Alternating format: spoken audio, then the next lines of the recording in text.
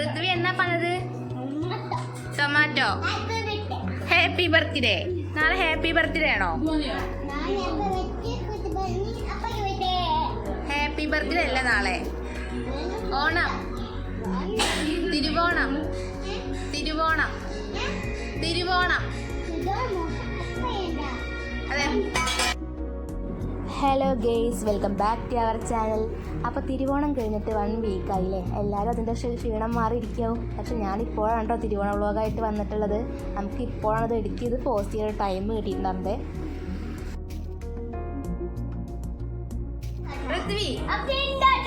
Happy Onam പറ. നമ്മുടെ channel എല്ലാവരും സബ്സ്ക്രൈബ് ചെയ്യണം പറ.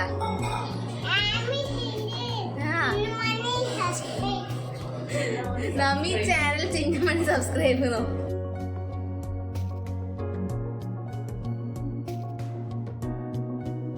ഗേസ്, പിന്നെ തിരുവോണ ദിവസത്തേക്കുള്ള പച്ചക്കറിയാണ് കേട്ടോ. അപ്പോൾ ഇതൊക്കെ കൊടുന്നപ്പോൾ നിരത്തി വെച്ചെന്നാണ്. ഇതിന് വേണ്ട ഐറ്റംസൊക്കെ മാറ്റിയിട്ട് ഇന്ന് തന്നെ അരിഞ്ഞ് വെക്കാൻ വെച്ചിട്ടേ നാളേക്കാകുമ്പോൾ നമുക്കത് അത്രയും ഭാരം കുറയുമല്ലോ. അപ്പോൾ ഇന്ന് തന്നെ മാക്സിമം എല്ലാ ഐറ്റംസൊക്കെ അരിഞ്ഞ് വെച്ചായിരുന്നു കേട്ടോ. ഋത്തിക്കുട്ടി ആയിട്ട് ടൊമാറ്റോ മാത്രം എടുത്ത് വെച്ചെന്നാണ്. അവൻ എല്ലാ ഐറ്റംസും എടുത്ത് വെക്കണമെന്നുണ്ടായിരുന്നു. അപ്പോൾ ഇപ്പം തന്നെ വേണ്ട പറഞ്ഞിട്ട് അങ്ങനെ മാറ്റി വെച്ചതായിരുന്നു കേട്ടോ. പിന്നെ ഗേസ്, ഇത് കുറുക്ക് കാളനാണ് കേട്ടോ.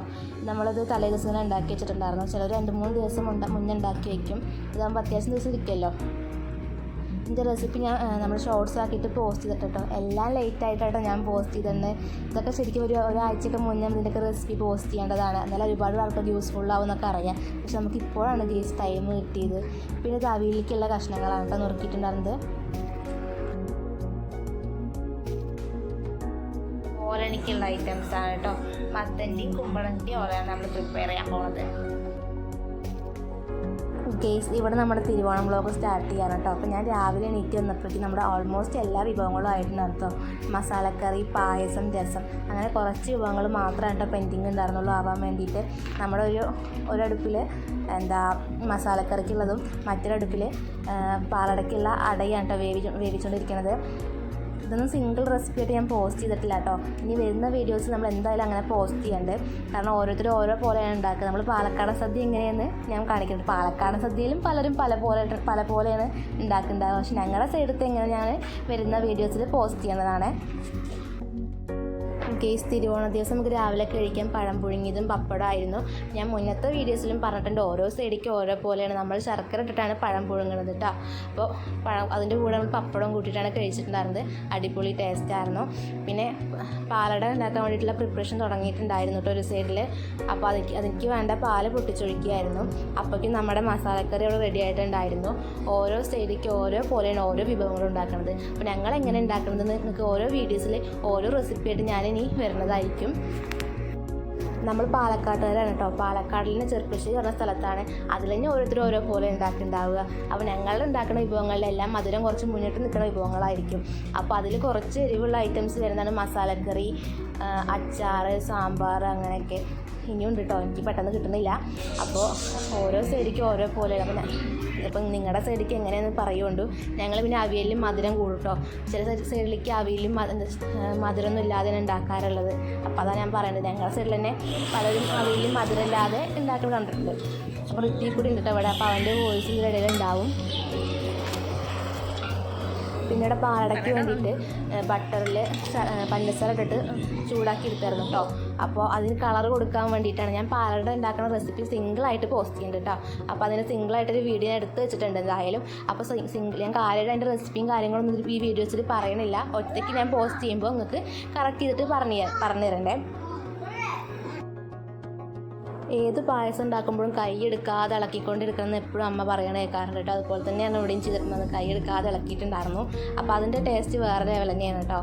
അപ്പോൾ ഇന്ന് പാലട പായസം ഒരുപാട് നാൾക്ക് ശേഷം. ഇപ്പോൾ ഏത് കല്യാണ വീട്ടിൽ പോയാലും നമുക്ക് പാലട പായസത്തിൻ്റെ പാലട കുടിക്കാനാണ് ഇപ്പോൾ എവിടെ പോകുമ്പോഴൊന്നും മെയിനായിട്ട് നോക്കാറില്ല അല്ലേ. പക്ഷെ അതിൻ്റെ ടേസ്റ്റ് ഒന്നും എവിടെയും കിട്ടാറില്ല കേട്ടോ. പക്ഷേ ഇന്നിപ്പോൾ ഒരുപാട് നാൾക്ക് ശേഷം നല്ലൊരു പാലട പായസം ഇപ്പോൾ വീട്ടിൽ നിന്ന് ഉണ്ടാക്കിയിട്ട് കുടിക്കുകയാണ് ചെയ്തത്. അപ്പോൾ ഋത്തിക്കുട്ടി കൂടെ ഓടി നടക്കുന്നുണ്ട്. അപ്പോൾ നമ്മുടെ എല്ലാ വിഭവങ്ങളും ആയിട്ടുണ്ടായിരുന്നു കേട്ടോ അതിൻ്റെ ഇടയിൽ. അപ്പോൾ എന്തൊക്കെ വിഭവങ്ങളാണ് ഞാൻ നീത്തിനോട് കൊണ്ട് കാണിപ്പിക്കാം കേട്ടോ നിങ്ങൾക്ക്. മസാലക്കറി, രസം, അച്ചാർ, പരിപ്പ് പായസം പറഞ്ഞിട്ട് ഇന്നലത്തെ അത് കുറച്ച് ബാലൻസ് ഉണ്ടായിരുന്നു.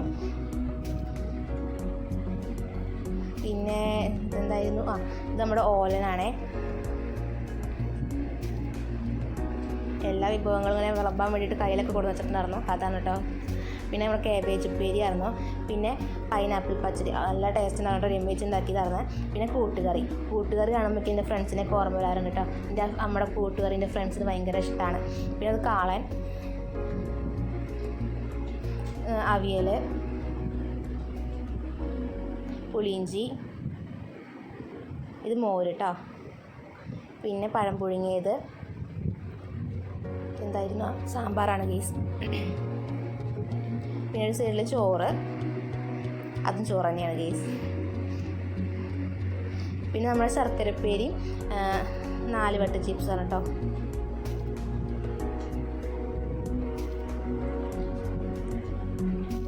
പിന്നെ നമ്മുടെ മെയിൻ ഐറ്റം, സദ്യയിൽ മെയിനാണല്ലോ നമ്മുടെ പപ്പടം. ഇതൊക്കെയായിരുന്നു നമ്മുടെ വിഭവങ്ങളായിട്ടുള്ളത്. പിന്നെ ഈ ജഗ് അവൾ തഞ്ചാവൂർ പോയപ്പോൾ വാങ്ങിച്ചതാണ് കേട്ടോ അവർ. അപ്പോൾ ഇത് ഓണത്തിന് വേണ്ടിയിട്ട് മാറ്റി വെച്ചതാണ്. പിന്നെ നമ്മൾ വിളക്കത്ത് വിളമ്പാൻ വേണ്ടിയിട്ട് ഇല ഇട്ടിട്ടുണ്ടായിരുന്നു. പൂജാ റൂമിൻ്റെ മുന്നിൽ തന്നെയാണ് കേട്ടോ വിളമ്പുന്നത്. പിന്നെ എല്ലാ വിഭവങ്ങളും തുറന്ന് വെച്ചിട്ടൊരു വീഡിയോയും കൂടി ആവാമല്ലോ അല്ലേ. അപ്പം അങ്ങനെ എടുത്തിട്ടുണ്ടായിരുന്നു, അത് നിൻ്റെ കൂടെ ഇൻക്ലൂഡ് ആക്കണ്ടേ.